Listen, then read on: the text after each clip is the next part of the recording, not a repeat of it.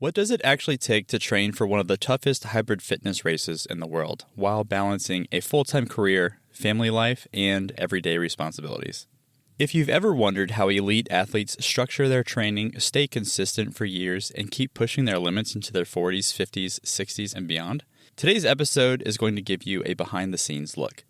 My guest today is Jon Ross-Wiley. Jon is a competitive hybrid athlete who has podium finishes in DEKA Ruck events and has competed in some of the toughest obstacle races out there, including the brutal Spartan Ultra 50K. But what makes Jon especially interesting is that he's not a professional athlete.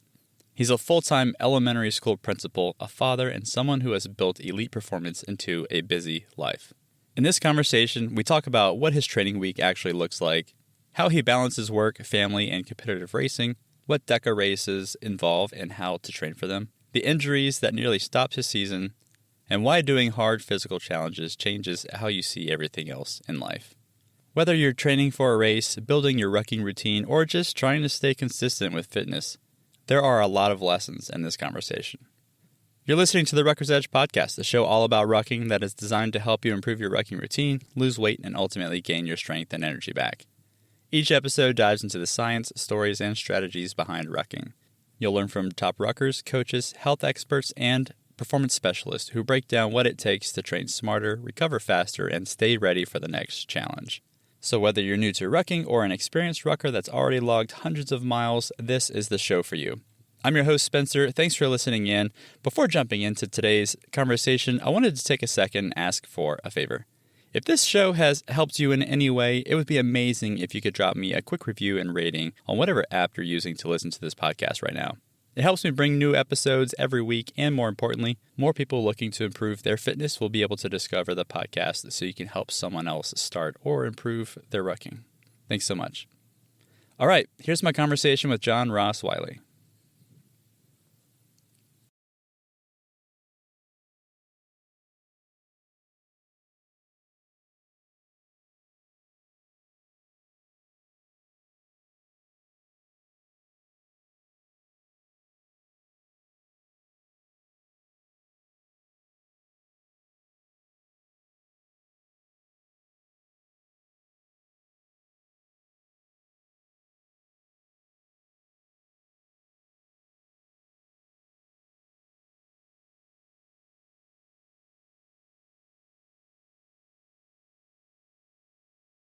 Jon, thanks so much for joining me here on the Rucker's Edge podcast. I'm really excited to hear. I have a lot of questions about your training that you do for all these DEKA events that you're doing, and really excited to kind of dive deep into how you prepare your body for those events. So welcome to the Rucker's Edge podcast. Thanks so much. I really appreciate you having me on here. Oh, yeah, absolutely. I see you have your waterproof headphones on right now. I saw a post. I saw a post on Instagram that you posted. Was it either today or was it yesterday where you were just like absolutely drenched and those suckers were covered in sweat? I was like, those can't be working anymore. Yeah. There were a couple of those this week that were just real sweat fests. And yeah, they really hold up. So these are my tried and true H2O audio headphones. Nice. Yeah. Yeah. I think DEKA used one of your photos for a promo for a DEKA event in Ohio. Is that right? Chicago. Yeah. Chicago. I was super pumped. I've always seen those promos every year. And I always thought it'd be really cool if one day it was me in the promo. And then before I saw it, someone in our Frontline Athletic group chat said, "Hey, we know this guy." And yeah. Sent it to me. So yeah, I was excited, especially because this year I'm actually going to that particular race. So awesome. Yeah. So I want to talk about these DEKA races that you're competing in. Before we get to that, I mean, so I know of a few top 3 finishes that you've had in DEKA Ruck events, but I know a little bit about you and that you're balancing work, life, family responsibilities. Yep. I'm just so curious, someone that's performing at your level, what does a normal week actually look like for you? Oh yeah, it's a good question. So my kind of, I guess, run of show, if I put it that way, for me is, it starts typically with the alarm at 5 in the morning. And that's when the kind of the day gets going, and it's either the alarm or the dog, one or the other. But always right around 5. Right. And then, head down. And I'm very fortunate that over the years I've been able to put together a pretty nice little home gym in the basement. So most times I'm going just downstairs, which is nice. Sometimes I'm going to a gym in Portchester, New York called Elite Fitness and Performance. Great gym. Do that to mix it up sometimes. But yeah, it's early morning workout. Try to wrap that up by 6:30. And then it's, usually a really quick shower because I always push it with the with the workout. Squeeze a Really little too quick. much out of it in the morning, maybe. Yeah, Yeah. yeah. I get a little too into it. Quick shower, and then I head to work. And I'm an elementary school principal at an all-girls school, actually. So my days are busy, but a lot of fun as well. And yeah, sort of the typical after school wind down kind of thing. And sometimes I'll sneak in another mini workout there with the dog walk. I'll throw the ruck on and make the mile or so a little bit of a low key Cool. bonus workout. And then I guess the other thing is I'll just say that the night ends with laying out the workout gear for the morning. That's kind of one of my go-tos, is to have everything set up so that when I wake up in the morning, it's right there and I have no excuse. All right. So I'm curious a little bit about your athletic background. You mentioned in our pre-call that we had prior to starting the podcast that you were a former lacrosse and football athlete, I think it was, in high school and college. Yep. So I know what you were doing kind of in high school and college around your age, and then you started doing some DEKA events in the 2020s, I think it was. Yep. What was your fitness like between those two timeframes? So after college, I was trying to find ways to stay active, kind of running from time to time, nothing really formal, no real program. And I wish some of the things that I do now were around at that point, because it would have been just great. But yeah, no real program. Just tried to stay a little fit, little pick up basketball here and there, things like that. And then eventually I ended up finding a men's lacrosse league that was sort of done by age group. And so I jumped back into lacrosse a little bit for a while, and that was fun. Kept me active. It wasn't super. I mean, the level was good. The level was definitely competitive, but it didn't really scratch that itch that I was looking for. And then Spartan races came into the picture for me. I did a couple other smaller series of obstacle races, but Spartan was the main one. And my first one was in 2014. And yeah, just started doing Spartan races, did it for fun to check it out, and slowly made the progression from there to, hey, this is fun, to I think I'm getting a little bit better at this, and it's really fun to train for these. And if I do these certain things, the races I can be a little bit more competitive. And then, yeah, it's kind of progressed through that, got into like the age group, more competitive races, and started to, kind of get in that top 10 area. And that once I was in there, it was just really hooked into it. Met some great people. And then that transitioned after Spartan. It made its move towards the hybrid fitness with DEKA and high rocks to a lesser extent. Cool. Now, I think you've done, was it the Killington Ultra Spartan? Yeah. So Yeah. that's the 50K with something like 50 obstacles or something ridiculous. Is that right? Yeah, if I'm remembering correctly, because I think I mostly have like blocked it out because it was so hard. But it was I originally, I think I may have told you this on the pre-call. I originally signed up for the Beast, which is basically like the half marathon-ish type distance. And yeah, maybe, geez, I'm probably misremembering this, but like 25 obstacles, something like that. And the Tuesday before the Saturday race, I just thought, this is going to be really hard no matter what. So let me I can't really call it upgrading it, but I guess upgrade my registration to the Ultra and just make it. And so, yeah, it was basically two of those loops with a little bonus loop in there in the middle. And yeah, 50 plus obstacles probably.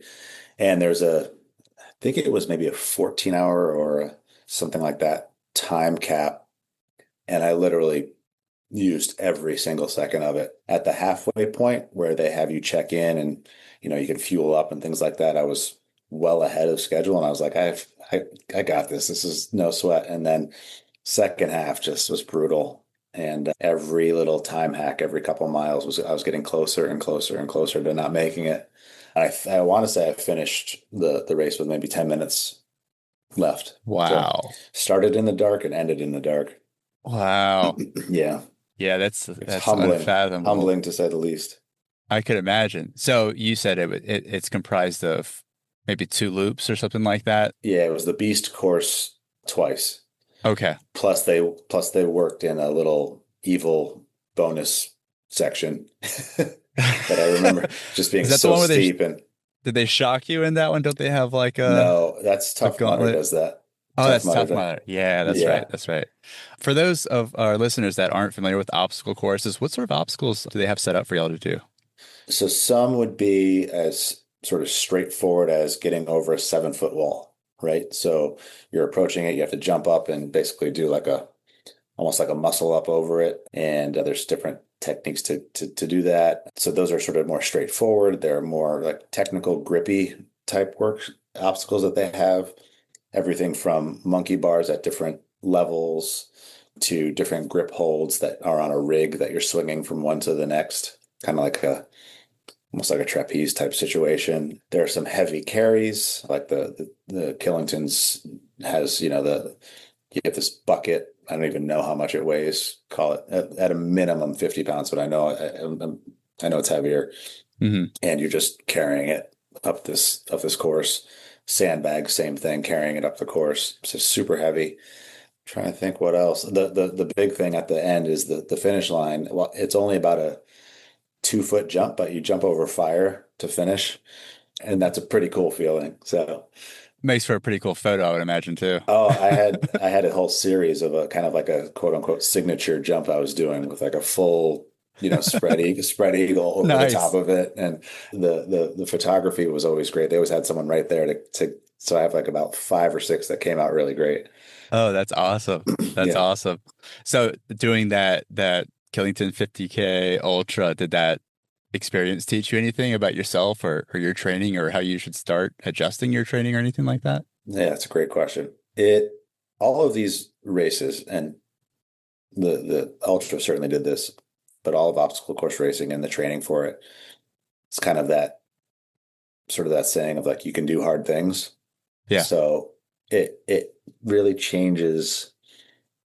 These races have kind of changed my entire reference for what feels challenging, and then you can apply that across anything. So it's silly things like I don't know. I'm in traffic. This is awful. You just go into that different mindset of I've done things way harder than this. Like Sure. I've been in a situation that's uncomfortable for 14 hours. I can be in this situation for 20 minutes. It's going to be okay. I could just that might be a bad example, but it's that kind of thing where it's applicable across a lot of areas of life. It also taught me to check my ego a little Yeah. because just seeing like I'm sure I could just why don't I just double down on this race and jump into it. I don't know how smart that was to be, but in the end I made it through. Yeah. You're not that 19-year-old lacrosse player anymore. No, no, exactly right. So I know with the amount of training that you're doing for Yeah. DEKA and the amount of training that you probably were doing for all those obstacle courses, did you ever get injured? Because I mean, you're kind of putting yourself in some pretty difficult situations. Any injuries come along with your training or those events? Yeah. Interestingly, I have had a couple injuries, but what's none of them have actually come in a race, knock on wood, which has been great. One happened, I had a tore my meniscus on a hike one time, just a fun hike. I just felt it's one of those deals where I just said, I know I do all this crazy stuff all the time and I'm fine. And I go out on this hike and it was just Oh man. I was so upset. Yeah. Ultimately, was able to move through that with PT and no surgery, thankfully. And then the other sort of, I guess I would call it major, although in the grand scheme of things, not major. I herniated a disc in my back, and that was during a training session. Really, it came down to essentially just going too fast and not being mindful of form. It was one of Okay. those deals where I was doing, deadlifts and a few other things for time, and I just got sloppy with it. And, nothing acute. I didn't feel it in the moment. But the next day, it was like I did something yesterday that wasn't good.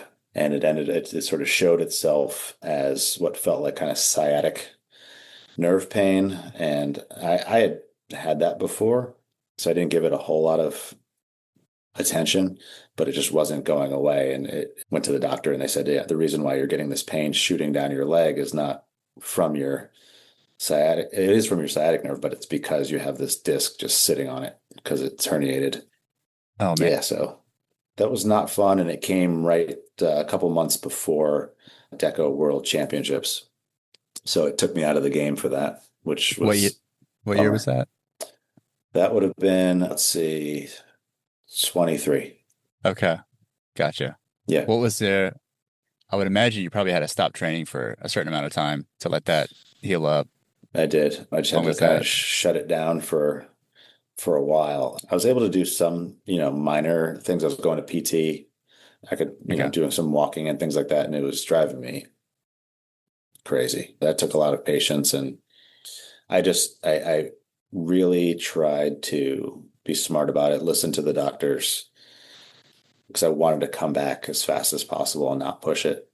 I did ask when this all happened, I did ask the doctor, I said, do you think I can do this world championship in 2 months from now? And she asked me what was involved in it. And I explained all the different DEKA zones, and she all but laughed at me. And it was like, there's no way you can do this unless, she said, unless you want to ensure that we need to do surgery. Gotcha. Yeah. And obviously that's not the road I wanted to take. Right. No, definitely not. So, yeah, obviously bounce back. I'm curious, what do you think helped you bounce back and get back to competing? Just your patience, like you alluded to before, Yeah, I not think, jumping the gun. yeah, I mean, I just, during that time, I again was reminded how important it is to be able to move my body like that and to be intense with my workouts and in competition and all of that. Again, kind of reset my perspective on it. And so took my time with a goal of making it back to World Championships the next year. So with that really kind of tangible and concrete goal, it was easy to focus and say, I'm basically not going to do anything at this point unless it is toward that goal. Hmm. So no kind of frivolous workouts. I have a couple friends who will suggest, let's go do this, fill in the blank, whatever it is. And typically I'm always sort of down for whatever. So like one of those, like, I think it's on a napkin. You see it, like, that sounds like a terrible idea. What time should I be there? Yeah, let's do it. Yeah. Yeah, one of those. So I'm trying to like really pull back on those things and stay focused on the goals. And then it's the kind of community of folks that I sort of surround myself with that got me back to it as well. That year when I was hurt, I still went to World Championships for the full weekend and volunteered and acted as a judge. And I really mean this, I came out of that weekend nearly as fulfilled as I would have been if I competed, because it's really about being around those people. And in my experience to date, that whole kind of DEKA universe is one of the places that I feel like is just sort of universally positive. More with Jon in just a moment, including why he started rucking in the first place. But I want to take a quick break to say thanks for listening to the podcast. Please text this episode with a fellow rucker that might find it interesting or a friend that could benefit from rucking. Sharing this episode would help the show grow and help more people improve their health and lives. Okay, back to it.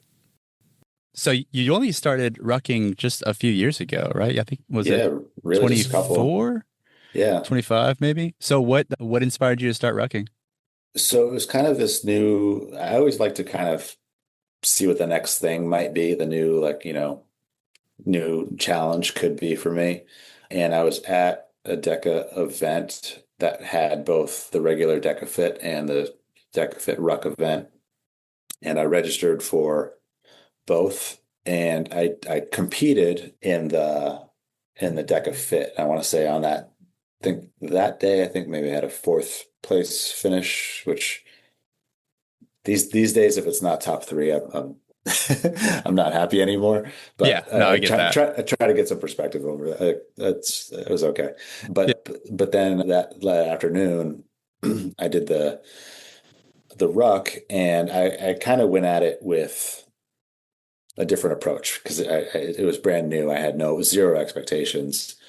I'd say I went at it with a decent effort, but definitely not anything that was at the level I'd done that morning. And partly it reminded me that I can have a lot of fun with these races when I pull back expectation. I was just kind of almost felt like I know I was going faster than this, but almost felt like I was jogging around the track and, seeing people like all my buddies from the circuit and all that, and just taking things slower and really being kind of present in that whole race. And then by the end of it, I was definitely those 20 burpees at the end with the weighted burpees with the ruck on. I was definitely torched. I mean, don't get me wrong. I didn't go 100%, but by the end of those, I was a disaster. Yeah, done. But I looked at my time and I was like, it's kind of in the mix for people my age group. And I was like, oh, that seems like I enjoyed that. I can definitely go harder next time and maybe I can be competitive in this. So I guess it was kind of that realizing that there's definitely fun in racing. I have to, always remind myself, have fun when you're out there because my expectations for myself are so high. And so that got me into it. And then I kind of committed to it after that, especially after DEKA moved to having the Masters division, because I knew realistically, again, I was kind of getting used to being in that competitive group. I knew realistically that at that time, I guess being, 50, I could train as much as I wanted to, but it was going to be a real challenge to hit some of the times that, some guys, a couple decades younger than me were hitting. And that's Sure. not to say that there are other people who are, pretty close to me in age too, who are unbelievably fast that I'm chasing as well. But those times were just on another plane. And so once it moved to this Masters division, which was 45 and up, and I kind of looked at my times against other people in that, I said, I can definitely be competitive here. So I kind of then committed to it. That's awesome.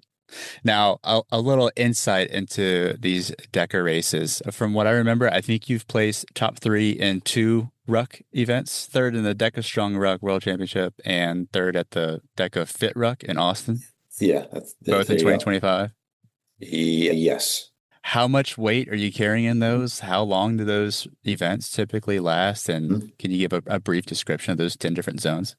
Yeah, sure. I'll try to run through it quickly. So DEKA Fit is still, it's under the Spartan umbrella. So Spartan DEKA is an event. And then it's got, I guess, 3 basic domains. There's DEKA Fit, DEKA Mile, and DEKA Strong. All of those 3 events have the same almost exact zones to them. And then there's the ruck division, which you do those same things, just you add the ruck. For men, it's a 30-pound ruck. And for women, it's 20.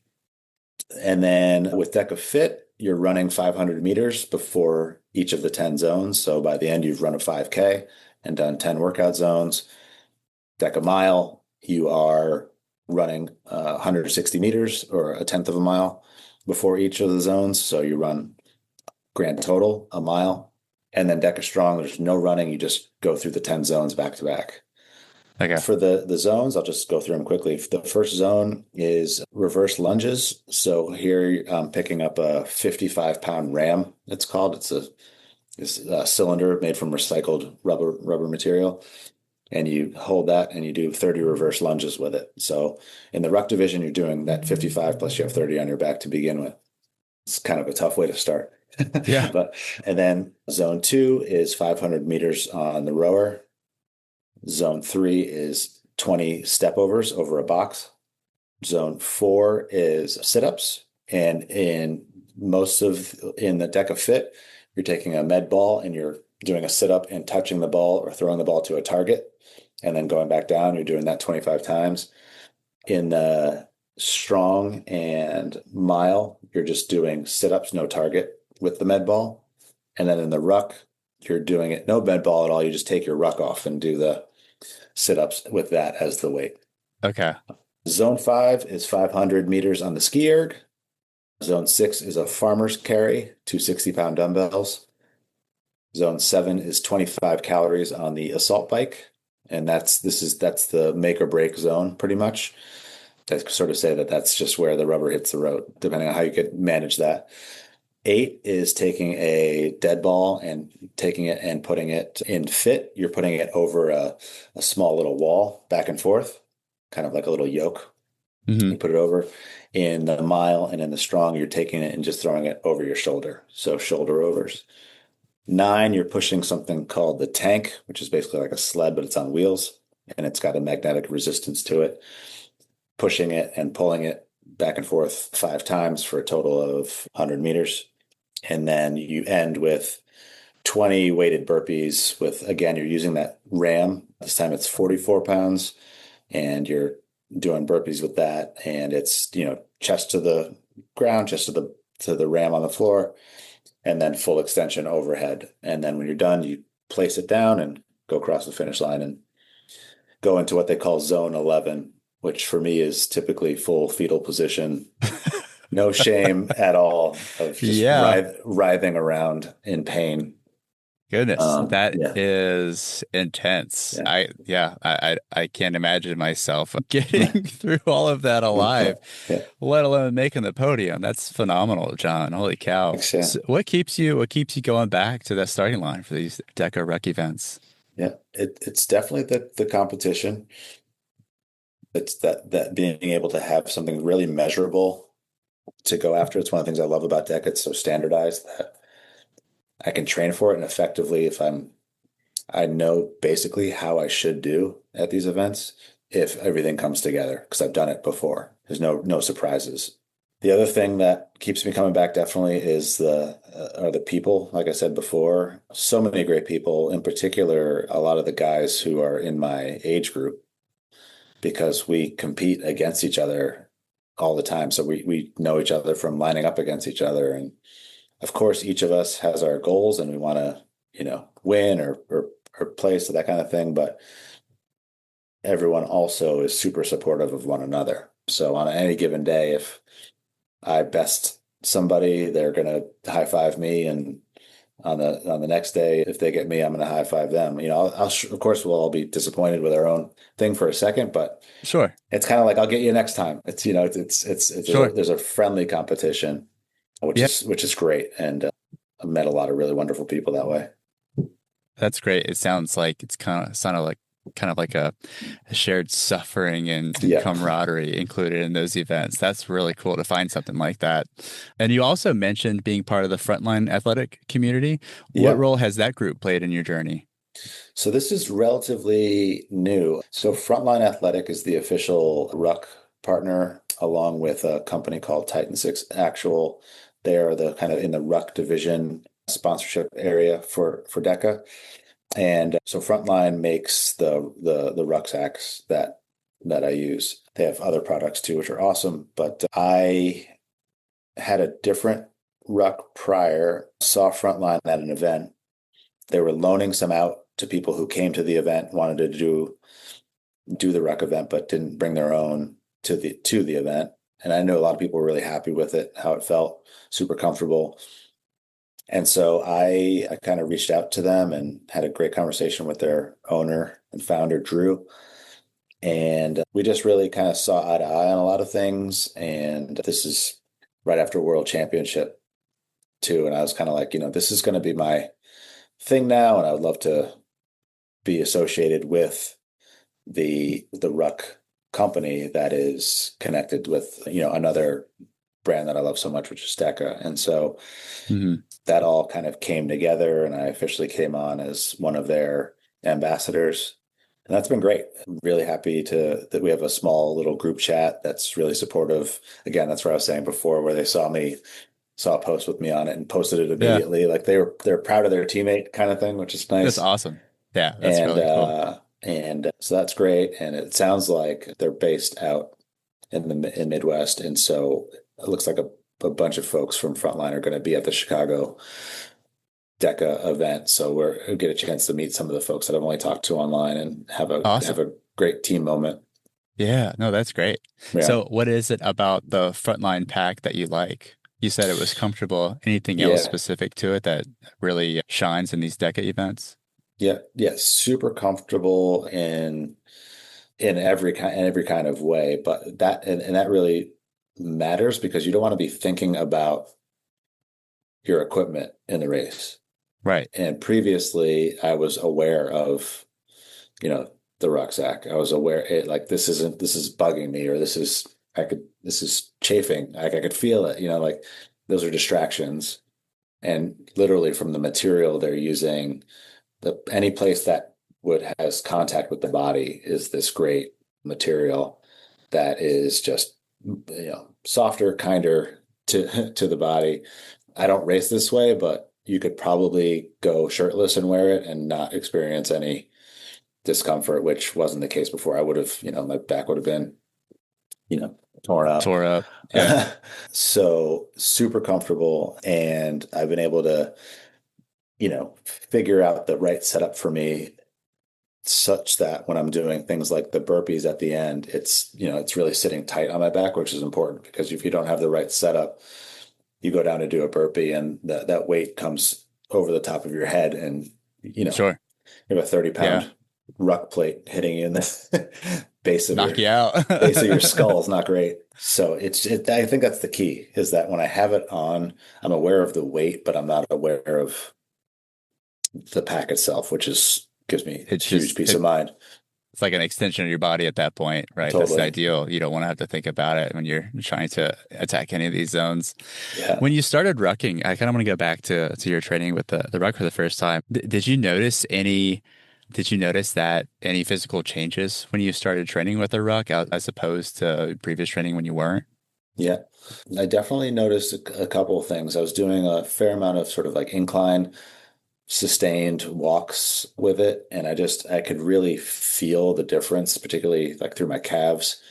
I could tell that there was extra work happening. Certainly I could, you think about you're carrying a fair amount of weight up on your shoulders and to some extent on your hips because, I wear it with the hip belt to sort of balance that all out. But yeah, feeling a lot in my legs have gotten a lot stronger without sort of dedicated leg days in the gym, which is great. I really, really want to protect my knees. So, and what I found is doing workouts with this, along with a few other things, have really been able to strengthen the muscles around my knees, and that's keeping me healthier, which is great. I've also noticed that everything else I carry is a lot lighter. So the bag I carry to work is a backpack also. And typically if I've done a ruck workout in the morning and then I throw that over my shoulder to go to work, I just have to double check to make sure my laptop and everything's in there. Like this doesn't, do I have everything? Like doesn't, Yeah. So it's one of those, like, that's kind of the metaphorical part of it, right? Like carrying heavy loads makes everything else feel lighter. So that's kind of in real time, that's what's going on. And to some extent, the other thing I would say is I think it's helped me with my overall posture. And I think that has to do with the core strength that comes along with what your body naturally has to do to support that extra weight on your back. Sure. For someone who trains regularly but has never signed up for an event like one of these DEKA Ruck events, what would you say to them? Would you encourage them to sign up and do it? For sure. I think DEKA in particular has a lot of great sort of entry points to it. And I think that I might say that you could start with kind of one of the team events, which is great. So you can kind of split up the work a little bit and get a taste of everything.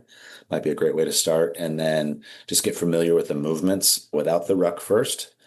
And then you can, if rucking is part of your other workouts and things to start to build that into the training as well. And I would say starting with a lower weight than competition weight to start, because there's a lot of movements in there, like the box step overs and things. You're putting yourself in a position where you could potentially have an injury if you're just jumping into it. And I think the first time I did the box step overs with the full weight, it was just so clumsy. It was so my mechanics were all off, and that's when I do it without the ruck. It's one of my fastest zones because you can be really agile and just sort of just jump over it. And this was just I can't do that. So it was good to learn that. So I'd say it's one of those things where you can build into it And all of the zones are doable for folks. There's nothing, I should say for most folks are able to do it. There's nothing where you're going to come up against a sled that will not move unless you can, push 400 pounds. It's not that. The tank that you're pushing in DEKA is on wheels and you can move it. It's got magnetic resistance. The harder you push it, the more it resists. So you can go faster, but it's harder. And so that's where the strength meets it. But for someone like me, it typically takes, maybe 2.5 minutes to do that zone. Someone who's just starting out, maybe it takes 5 minutes to do the zone, but you can do it. You can, if you're jumping into it to learn it and not worry about so much about the time and have fun with it, it's definitely a great place to start. And the team is super fun. You mentioned agility with a rucksack on. I'm curious, are you training with more weight than 30 pounds that's required for DEKA events? Yeah, it depends on the day, but most days, yes. Most days I have, and it's not by much, but I usually use like a 30-pound plate. And with the weight of the rucksack itself, I'm looking at probably around 32-ish pounds. So it's a couple extra pounds, which doesn't seem like much, but it is at the end of the day. I could see how that could move the needle. I mean, yeah. So then Goodness. when it comes down to race time, I switch that out and go to a 25-pound plate and then kind of fill in the ruck with, t-shirts and things like that to get it like dialed in. Like I don't want to, I want it 30.1, maybe 0.1 just to be safe, but I don't need to carry any more weight than that for the race. And then there's other things, where I'm doing something now that just kicked off in March called Ruck Race League. Yeah, I did want to ask you about that. Tell me about that. Yeah. I'm super psyched about it. It just started March 1st. They launched the first workout and the registration for the league closes on the 31st. So you can get it anytime this month. The first workout, which is you don't have to join to know it, but you need to join to be on the leaderboard and qualify potentially for their in-person finals, is 75 minutes with 25% of your body weight in the ruck for max distance. Okay. So again, this is one of those like you can walk for 75 minutes, you can mix it up, do whatever you want. Some people are gonna, the top guys are gonna blow it out of the water and they can run pretty fast with 25% of their body weight on. So for me, as a reference, when I do this workout, it's going to be 47 pounds on board. Cool.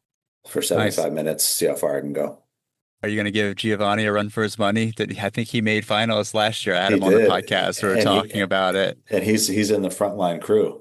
Yeah. So yeah. You have like a friendly competition going on. I might have to start something up with him. I have to see. I'm not sure if he registered this go around. I'd be surprised if he didn't. And some friendly competition there. Yeah, but I'm gonna give it a shot. And here's another example where I reached out to a guy who I know from DEKA, who's in it. Mark Jones, awesome guy. Yeah. Set the record. You know Mark, and reached out to him, and I was like, what's a good distance for someone like me? He knows me, and so we were kind of batting it around, and then he just kind of gave me how he was going at it. For me, I was like, I'm going to throw the 47 pounds in and just go for it and see what happens. And he had a whole other we have the whole month. You can build into this. Like there's ways to. I was like, this is why you are who you are. I would have just gone for it and wrecked myself. And meanwhile, he has a real well thought out plan that will ultimately probably give him like a really great time along, obviously, with his whole life's worth of training. But, you don't need to post a great time until, March 30th. So take the time and do it right. Have you done your first attempt at it yet? Have you started to? I haven't, because I did this big interval workout the other day, and it really kind of blasted my hamstrings, and they've been tight the last couple of days. And I know, because I've done this before, is I've pulled this is another injury I actually had doing one of the things I shouldn't be doing, is that tight hamstrings and running under load is a bad combination, because the hamstrings are so tightly wound. And one wrong step can really do some damage. So I'm waiting for them. They're almost back to where I want them. And I think I'm going to start the training and try to give a really good go, maybe somewhere mid-March at it. Take a look at the leaderboard because I'm a sucker for a leaderboard and see if I'm comfortable with where I'm sitting. Yeah. And then maybe just give it one last go, the last couple of days of March and see if I can bump up a spot or two. That sounds like a good plan of attack. Well, I have one last fun question for you that I asked all my guests, but I just want to say this has been a lot of fun. I really appreciate you coming on to the podcast and sharing your story with your obstacle course experience and now these DEKA events that you're doing. Yeah, so my pleasure. Really happy you made time. Thanks, Jon. For having me. Absolutely. Okay, last question. It's fun, kind of silly, but if you could create a bumper sticker about rucking, what would it be? Ooh, if I could create a bumper sticker, it would probably be, let's see, it might just be literally like ruck : you can do hard things. Yeah. That's where I am these days. Like throw it on there, do hard things. That's a great message. All right, we'll end it there. Thanks, Jon. Appreciate you coming on, man. Good luck with Ruck Race League. Good luck at the DEKA event in Chicago. Thanks so much. Thanks for having me. All right, that wraps up my conversation with Jon Ross-Wiley. You can connect with him at Jon Ross-Wiley on Instagram. If you're curious about the rucksack he uses from Frontline Athletics, I added a link in the show notes so you can go check it out. I also included links to a few other products that Jon uses in his training, like those waterproof headphones we talked about early in the episode. If you want to reach out to me, head on over to theruckersedge.com or on Instagram at theruckersedgepod. If you enjoyed today's episode, make sure to follow or subscribe to the show in your favorite podcast app so you're notified of new episodes. Okay, that's it for today. Thanks again for listening to this week's episode of The Rucker's Edge.